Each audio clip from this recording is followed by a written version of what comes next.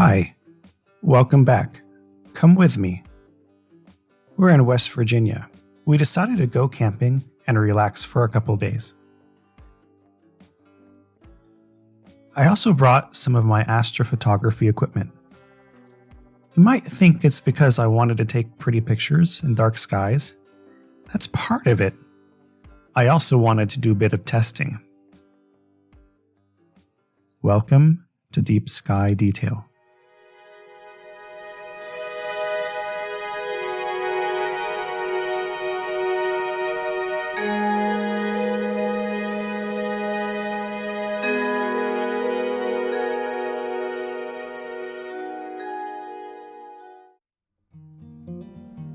First, let me explain why we're here. I found a nice camping spot in West Virginia right next to the Potomac River and the Appalachian Mountains, and it is beautiful.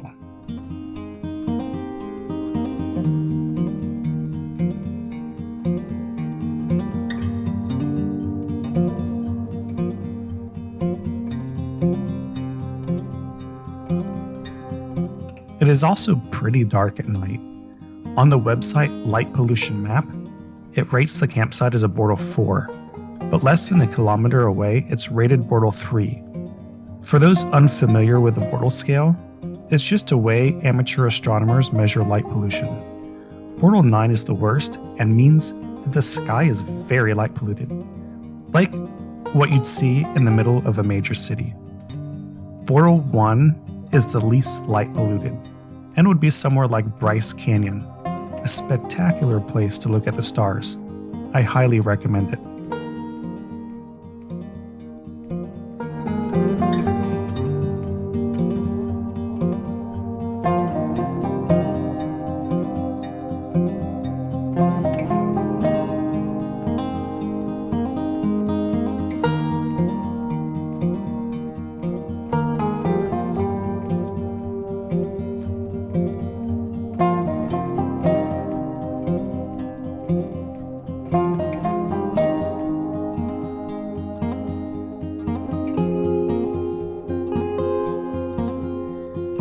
What I wanted to do is empirically test how much better a Bortle 3 or 4 zone is than a Bortle 7 or 8 zone. Needless to say, it's a lot darker than the Bortle 7 to 8 zone that I've been imaging in. And the perfect test is the Globular Cluster Messier 3, or M3.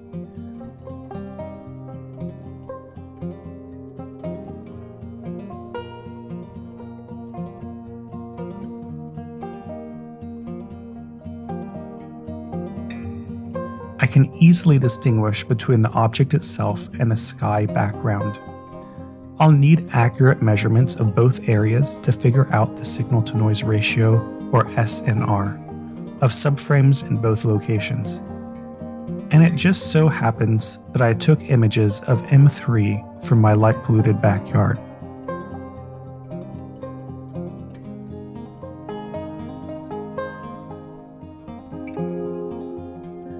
Let's look at the sky background measurement first.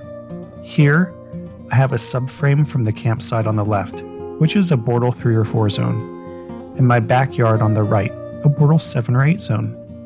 Let me take a measurement of the average brightness from the dark site. It's about 4,440 ADU.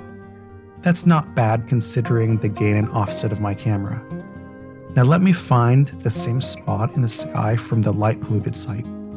Over 28,000 ADU. That's a heck of a lot brighter. But I'm getting ahead of myself. You're probably wondering what my equipment is. It's nothing special. I've collected the equipment since around 2016, very slowly. The HEQ5 mount and Orion ED doublet have been with me since the beginning. I also have a dew heater that I made myself. It's not so much that I'm cheap as I'm on a budget. A lot of what I have, I've bought used or on sale. One of the more recent pieces of equipment is a ZWO focuser I got last year.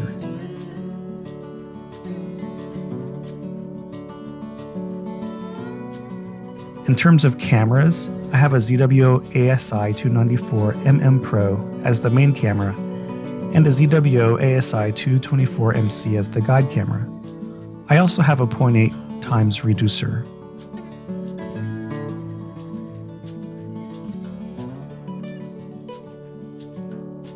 Unfortunately, our first night was cloudy.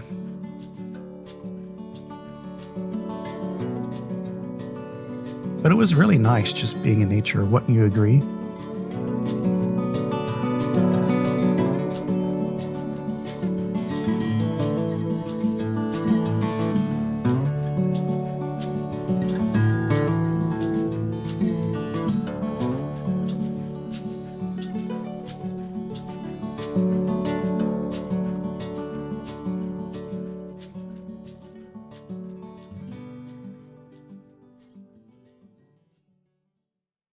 But tonight it is clear, thank goodness.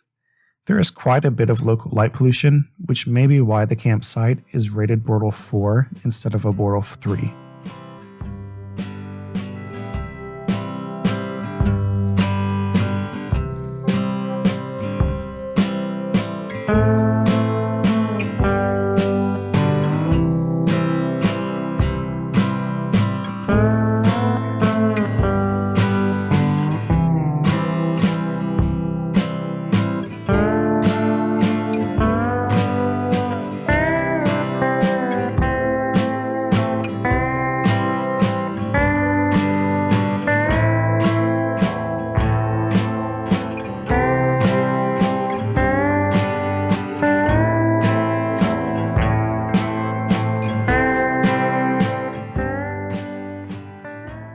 Okay, now you know what my equipment is.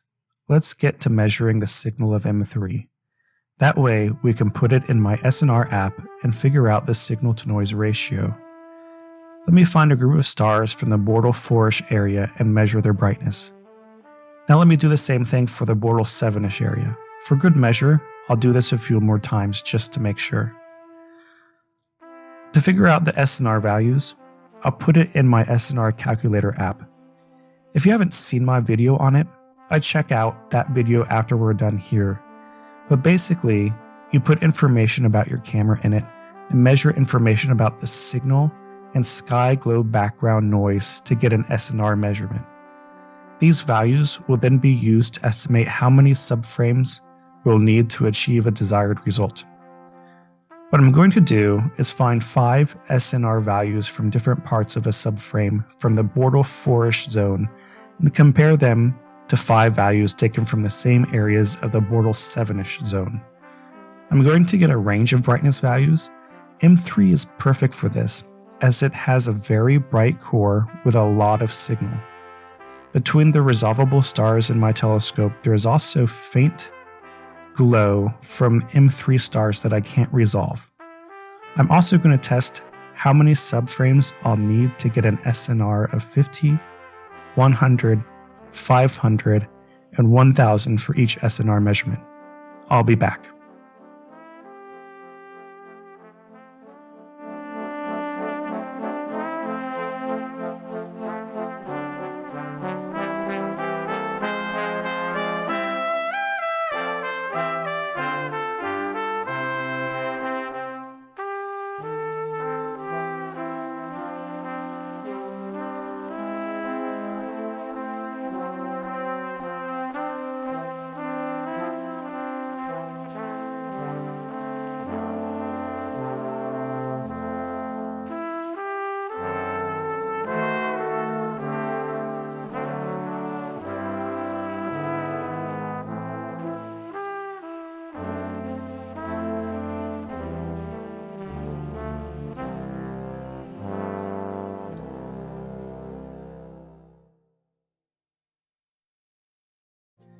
Alright, here are my results. Now these tables are pretty boring. Let's put them into a plot to make it more exciting. So here are the measurements of the brightest areas I measured. The x-axis is the desired SNR. The y-axis is how many subframes I'd need to get that SNR. For reference, the middle line of the y-axis represents 15,000 subframes.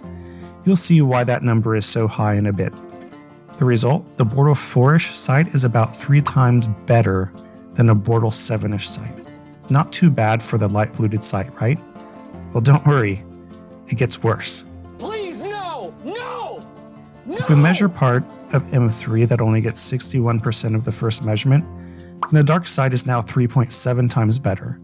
And that trend just keeps going.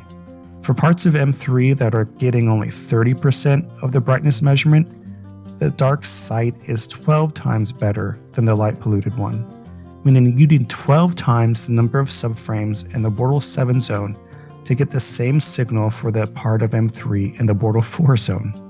Remember, all of M3 is pretty bright.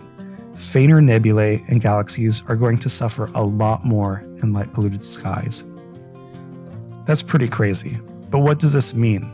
Well, I think it practically means that you can get good results in the city on brighter targets like M3, but it is really hard to get a good signal-to-noise ratio for those faint targets under light-polluted skies.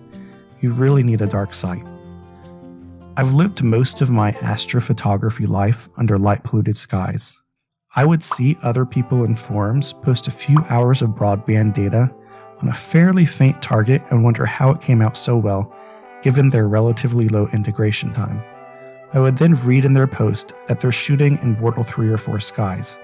I'd say to myself, well, I can overcome that by just shooting like 10 times as long. I'd spend hours on the target and it would come out okay, but it just wasn't the same. It was never quite as good. The reason is that the fainter stuff in broadband targets can be practically impossible to get enough integration time on. It really is a bummer. See, I told you it would get worse. So how much better is a dark site than a light polluted one? Well, it really does depend on how faint your target is. As a community, let's be active proponents of reducing light pollution. A few more thoughts. The test I did wasn't perfect. There were differences in how high the targets were in the sky when I took subframes at different sites. Those differences favored the Bortle 7 site, meaning the results from the dark site should be even better than the light polluted one. I hope in a future video to follow up on this, and it will involve help from the community. So make sure you're subscribed so you don't miss out. Well, now it's time to leave the mountains of West Virginia. I'm glad you could come with me. Thanks for watching.